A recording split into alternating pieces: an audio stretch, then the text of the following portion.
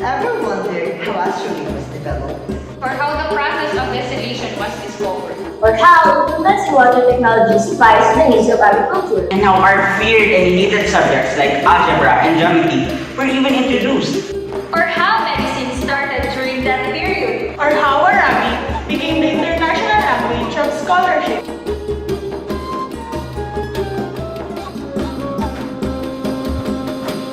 Well, if you're ready to find out how all of those were discovered, sit back and tune into where all of your questions will be answered and discussed.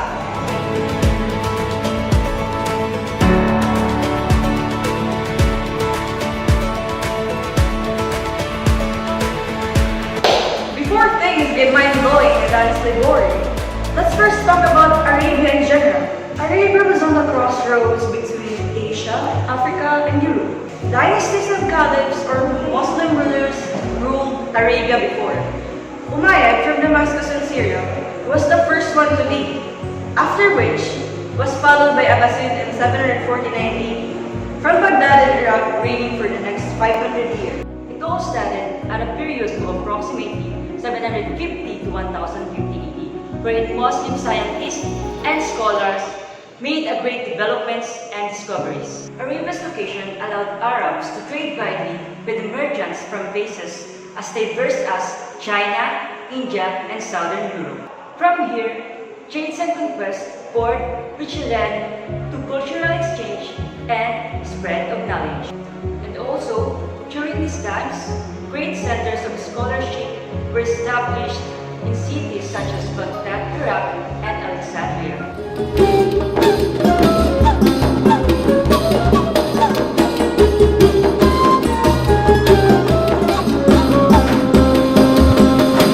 And now, let's head to our topic, the golden age of medieval Arabia, wherein we will talk about the Arabia's development in science and learnings, astronomy, chemistry and alchemy, mathematics, medicine and surgery, and technology, which all happened during the Middle Ages in Arabia.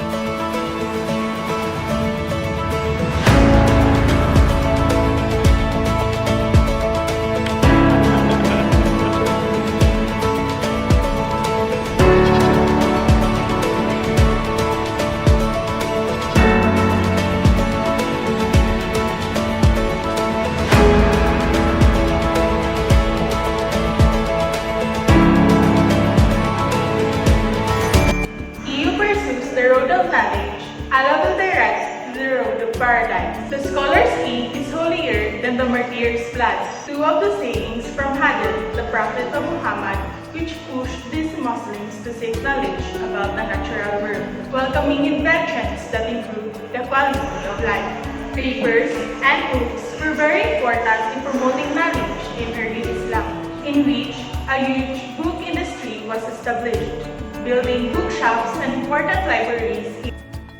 A new and unified Arabic language was established, becoming the international language of scholarship. Through these, Muslims translated important philosophical and scientific works from ancient Egypt and Greece. Came the 10th century, huge libraries were established in cities like Baghdad, Damascus, and Cairo.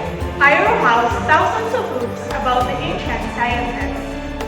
Ever asked how Muslim prayers time were perfectly timed? Thanks to astronomy, Muslims were obsessed in studying astronomy because of the practical religious reasons.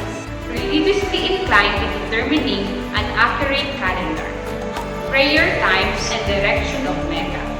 Accurate calendars were important to determine religious festivities such as Ramadan, the period of fasting. Practical reasons since it aided navigation for purposes of trade and travel, which Islamic astronomers developed new and improved instruments for observation such as astrolabe and quadrant to make accurate observation of sun, moon, and stars. And an important trivia, did you know that famous astronomers Copernicus and Galileo were influenced by Islamic astronomers?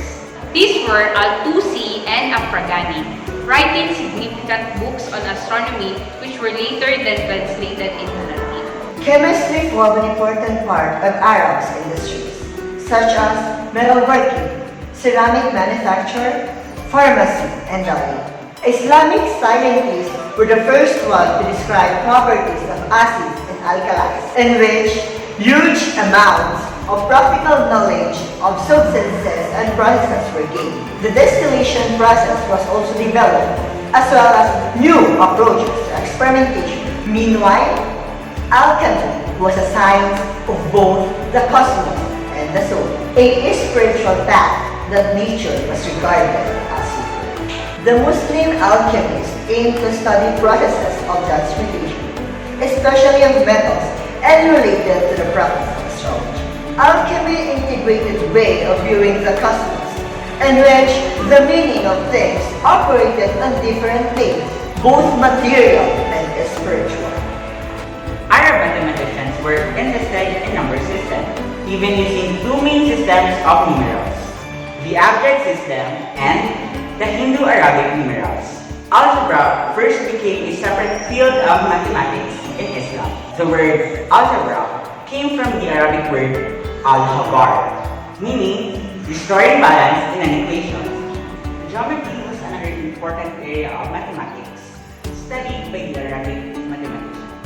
The sacred science of geometry, the study of lines, shapes, and spaces, was passed down from Islam to ancient Greek sources. Muslim scientists made important developments in both geometry and trigonometry, which were useful in the study of astronomy and in practical art, such as architecture and technology, like the design of water wheels and farming machinery.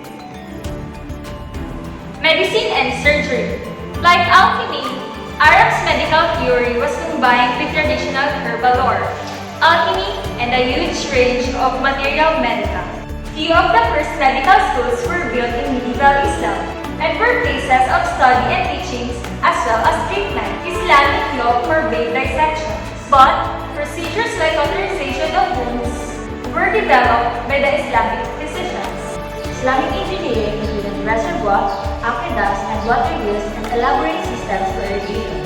New knowledge of plants and natural history also contributed to agriculture. Islamic technology also included industries inclined to manufacturing of paper, machinery, and scientific instruments. By the end of the 11th century, The Islamic Empire had become very large. and towards the end of the Abbasid Caliphate, it began to crumble. Logic, Rationalism and the philosophy of Aristotle began to make educated Muslims more skeptical and drew them away from the orthodox religious beliefs.